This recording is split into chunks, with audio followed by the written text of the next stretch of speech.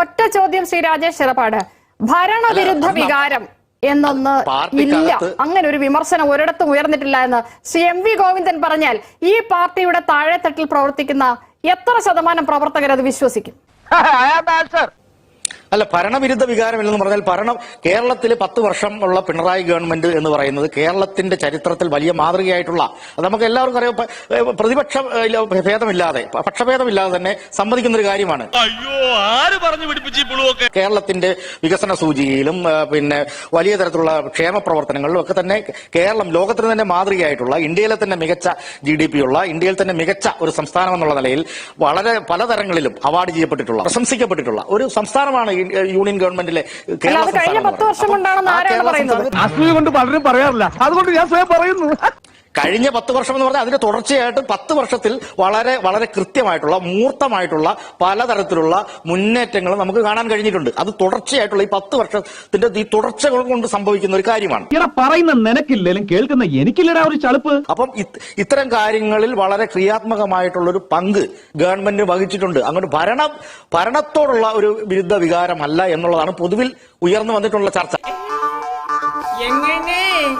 ഇതിപ്പോ ഇവിടെ കമ്മ്യൂണിസ്റ്റ് പാർട്ടിയുടെ സംസ്ഥാന സെക്രട്ടറിക്ക് ഇപ്പൊ നുണ പറയേണ്ട, പത്രക്കാരോട് നുണ പറയേണ്ട കാര്യമൊന്നുമില്ല, നുണ പറയേണ്ട ഒരു കാര്യവുമില്ല. അടിപൊളി. ഈ പിന്നെ 2 MLA-മാര് തളിപ്പറമ്പിലും പിന്നെ പയ്യന്നൂർ MLA-മാര് ഇരുന്ന് പറഞ്ഞത് നമ്മൾ കേട്ടതാണല്ലോ. അപ്പൊ ഇവർക്ക് എന്താണ് ഇതിൽ കാര്യം? ഇവർക്ക് ഒരു കാര്യമില്ല ഇതിന്റെ അകത്ത്, മനസ്സിലായില്ലേ? ഒരു മാറ്റവും ഇല്ലല്ലോ. ഇവരിതിന്റെ അകത്തുനിന്ന് ഉപേക്ഷിക്കപ്പെട്ടു പോയ ആളുകളാണ്. ഇവരെന്തിനാണ് കമ്മ്യൂണിസ്റ്റ് പാർട്ടിയെ നന്നാക്കാൻ വേണ്ടിയാണോ ഇവര് UDF-ന്റെ ഭാഗമായിട്ട് നിന്ന് ഇവിടെ ജയിച്ചത്? അല്ലല്ലോ. ഇതൊക്കെ വളരെ കൃത്യമല്ലേ? ഓഹോ. എന്നിട്ട് പാർട്ടി വിരുദ്ധ പ്രവർത്തനങ്ങൾ നടത്തി അതിന്റെ പാർട്ടിയുടെ അച്ചടക്കത്തിന് വിരുദ്ധമായി ഇവിടെ വലിയ ജനാധിപത്യ വിപ്ലവം നടത്തുന്ന രീതിയിൽ നിന്ന് അവർ ജയിച്ചു. എന്തോ എങ്ങനെ അത് ജയിച്ചു എന്നാണ്, അത് അവരുടെ ഒരു പ്രത്യേക കരിസ്മ കൊണ്ടൊന്നുമല്ല.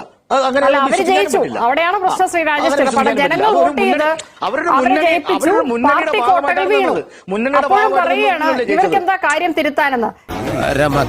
പാർട്ടിയെ സ്നേഹിക്കുന്ന എല്ലാ മനുഷ്യർക്കും, ജനാധിപത്യവാദികളായിട്ടുള്ള മതനിരപേക്ഷതയിൽ വിശ്വസിക്കുന്ന എല്ലാ മനുഷ്യർക്കും പുതുവഴികൾ എന്ന് പറഞ്ഞിട്ട് നിർദ്ദേശങ്ങൾ സമർപ്പിക്കാനുള്ള ഒരു വെബ്സൈറ്റും ഒരു വാട്സപ്പ് നമ്പർ അടക്കമുള്ള ഒരു കാര്യം മുന്നോട്ട് വെച്ചിട്ടുണ്ട്. അപ്പൊ ആ ചർച്ച തുടരുകയാണ്, ചർച്ച അവസാനിക്കുന്നില്ല. അതാണ് കേരളത്തിൽ വളരെ ഉത്തരവാദിത്വമുള്ള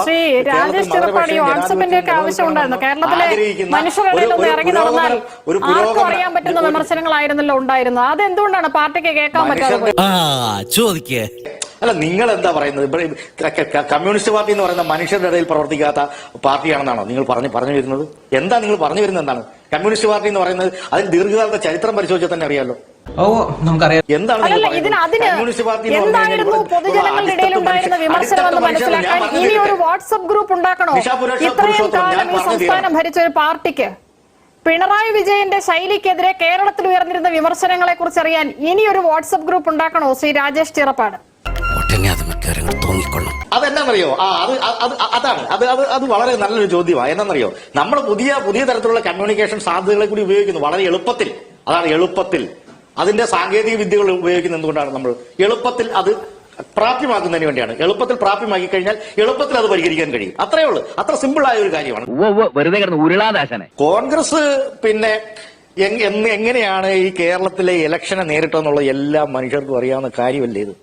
അപ്പൊ 3 MLA-മാര് ജയിച്ചതിന് ശേഷം അതിനെ സംബന്ധിച്ച് ബഹുമാനപ്പെട്ട മുഖ്യമന്ത്രി VD സതീശൻ പറഞ്ഞു, അത് ഒരു സാധാരണ ഒരു നോർമലൈസ് ചെയ്യാണ്, അതിനെ ഒരു നോർമലൈസ് ചെയ്യാണ്. അയാൾ എന്താ പറയുന്നേ?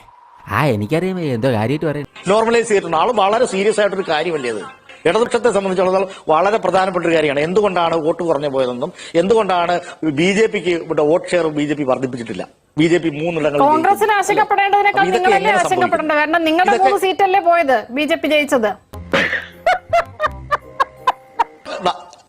ഞങ്ങളുടെ അതാ പറഞ്ഞത്, നമ്മൾ ഇതിന്റെ 2ാം സ്ഥാനത്ത് വന്നിട്ടുണ്ട്. 2ാം സ്ഥാനത്ത് വന്നിട്ടുണ്ട്. നല്ല ഭൂരിപക്ഷത്തോടു കൂടി 2ാം സ്ഥാനത്ത് വന്നിട്ടുണ്ട്. അപ്പം ഇതിനകത്ത്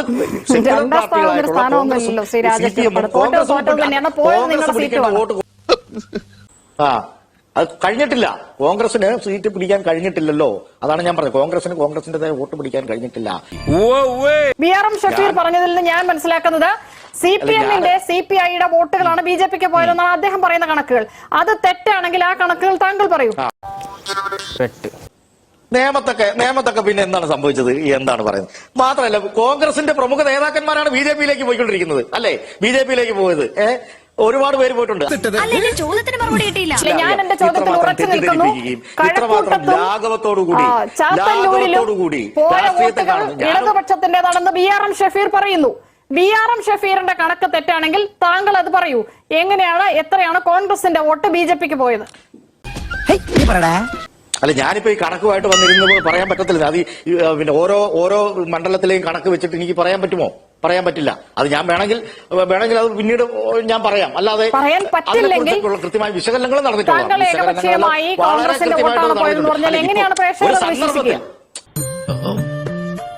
നീ സൂക്ഷിക്കണം, ഇവൾ ഒരുമ്പെട്ടിറങ്ങിയിരിക്കുക.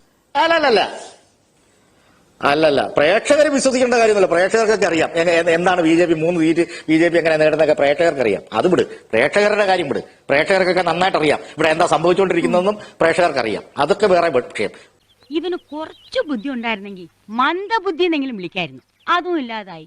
കാരണം ഒരാളും എന്താണ് സംഭവിച്ചുകൊണ്ടിരിക്കുന്നത് പറയൂ. വെള്ളാപ്പള്ളി നടേശനെ തള്ളി പറയാൻ ഇത്ര കാലം എടുത്തത് എന്തുകൊണ്ടാണ് ശ്രീ രാജേഷ് ചിറപ്പാട്? പലയിടങ്ങളിൽ പറഞ്ഞിട്ടുണ്ട്. പലയിടങ്ങളിൽ പറഞ്ഞതായിട്ട് എനിക്കറിയാം. ഞാനത് കേട്ടിട്ടുണ്ട്. ഞാൻ നുണ പറയുന്നല്ല. അല്ലെങ്കിൽ പിള്ളേച്ചൻ നുണ പറയുന്നതായിരിക്കും. ഇത് വെള്ളാപ്പള്ളിയുടെ നിലപാട്. അതിനൊന്നും നമ്മൾ ഉത്തരവാദിത്തം ഏറ്റെടുക്കേണ്ട കാര്യമില്ല. CPIM ഏറ്റെടുക്കേണ്ട കാര്യമില്ല. കേരളത്തിലെ മതനിരപേക്ഷ സമൂഹത്തിൽ ഇത്തരം ഭിന്നിപ്പുണ്ടാക്കുന്ന പ്രസ്താവനകൾ പാടില്ല എന്ന് പറഞ്ഞിട്ടുണ്ടോ? വെള്ളാപ്പള്ളി എനിക്ക് പറയാമല്ലോ ഒരു കാര്യം. ആ ചോദ്യത്തിന്റെ സ്പിരിറ്റ് എന്താണെന്നുള്ളത് എനിക്ക് മനസ്സിലായി. എനിക്കതിന് മറുപടി പറയാനുള്ള അവസരം തരിക എന്നുള്ള ആ മറുപടി പറയുന്നതിന്റെ ഇടയ്ക്ക് നമ്മളിങ്ങനെ ചോദ്യം ചോദിച്ചുകൊണ്ടിരിക്കുന്നത് ഇതൊരു ഡിബേറ്റ് ആയില്ല. നമ്മൾ തമ്മിലുള്ള തർക്കം മാത്രമായി ഇത് അവസാനിക്കും. അതുകൊണ്ട് അത്തരം തർക്കങ്ങൾക്ക് എനിക്ക് താല്പര്യമില്ല. ഇങ്ങനെ മിണ്ടാൻ പറ്റാതെ നിൽക്കുന്നതിന് ഞങ്ങളുടെ നാട്ടിൽ എന്താ പറയാന്നറിയോ? അണ്ണാക്കിലെ പിരിവെട്ടി. ജോർജ് പൊടിപ്പാറ ഇന്ന് കേട്ട ഏറ്റവും രസകരമായ ഒരു ഡയലോഗ് ശ്രീ PV കുഞ്ഞികൃഷ്ണനാണ്. അദ്ദേഹം പറഞ്ഞത് തെറ്റ് തിരുത്താൻ തയ്യാറാവാത്ത നേതാക്കളാണ് ഈ തെറ്റിനെ കുറിച്ച് വിശദീകരിക്കുന്നതെന്നാണ്. അതൊരു സത്യം മാത്രം. വാസ്തവത്തിൽ അതുതന്നെയാണോ ഈ CPM-ന്റെ തെറ്റിതിരുത്തൽ വാഗ്ദാനങ്ങളിലെ ഏറ്റവും വലിയ തമാശ? തീർച്ചയായിട്ടും നിഷ, CPM മുമ്പ് ഇങ്ങനെയൊക്കെ തന്നെയായിരുന്നു. പക്ഷെ ഇതുപോലൊരു മഹാപരാജയത്തിന് ശേഷം പോലും CPM ഈ രീതിയിലാണ് സംസാരിക്കുന്നതെങ്കിൽ CPM ഒരു തിരുത്തലിനും തയ്യാറല്ല. CPM നേരെയാവാൻ പോകുന്നുമില്ല എന്നുള്ളതാണ് അവസ്ഥ. 100% ഞാൻ യോജിക്കുന്നു. യഥാർത്ഥത്തിൽ ഈ തെരഞ്ഞെടുപ്പ് തോൽവിയുടെ പ്രധാന ഉത്തരവാദിത്വം ഏറ്റെടുത്തുകൊണ്ട് ആദ്യം രാജിവെക്കേണ്ടത് ആരെ എന്ന ചോദ്യത്തിന് എനിക്കൊരൊറ്റ ഉത്തരവേ ഉള്ളൂ. അത് പാർട്ടിയുടെ സംസ്ഥാന സെക്രട്ടറി ശ്രീ MV ഗോവിന്ദനാണ്. എന്താ ഉറക്കം വരുന്നു. വെള്ളാപ്പള്ളിയെ പോലും ഇപ്പോഴാണ് ഇവർക്ക് തള്ളി പറയണമെന്ന് തോന്നി. എത്രയോ വട്ടം എത്രയോ ചർച്ചകളിൽ ഇത്തരം വർഗീയ വിഷം ചീറ്റുന്ന ഒരാളെ ന്യായീകരിക്കരുത്, അദ്ദേഹത്തെ പിന്തുണയ്ക്കരുത്, അത് അപകടം ചെയ്യും എന്ന് ഏതെല്ലാം രീതിയിൽ ആരെല്ലാം പറഞ്ഞിട്ടും അദ്ദേഹത്തെ കാറിൽ കയറ്റി കൊണ്ടുപോകാനല്ലേ തയ്യാറായത്? അത് ഇത്രയും പ്രശ്നമാവുമെന്ന് ഞാൻ അറിഞ്ഞില്ല.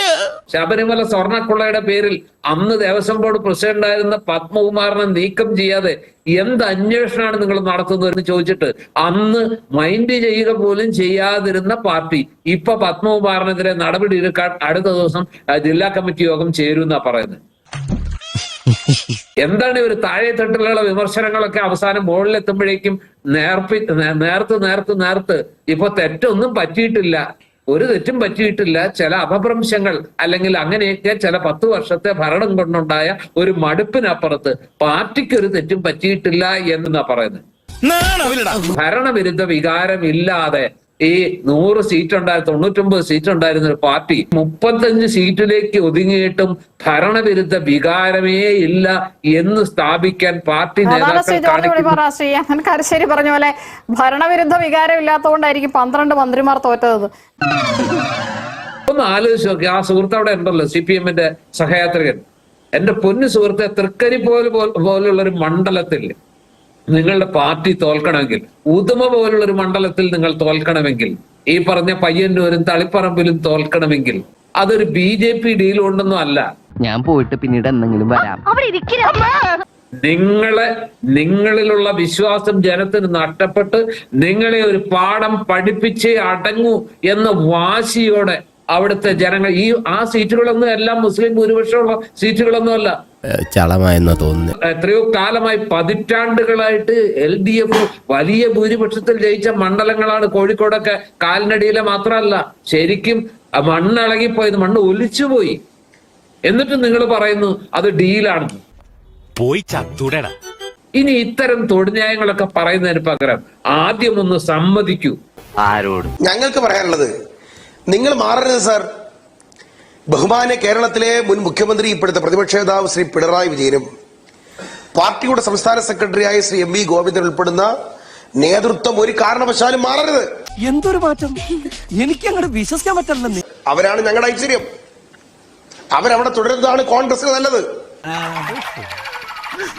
ഇനി ഇവിടെ നിന്ന് അഴിവണ്ടാവാ, നമുക്ക് അങ്ങോട്ട് മാറിയിക്കാം. തൽക്കാലം ഇത്രയും മതി. വരട്ടെ.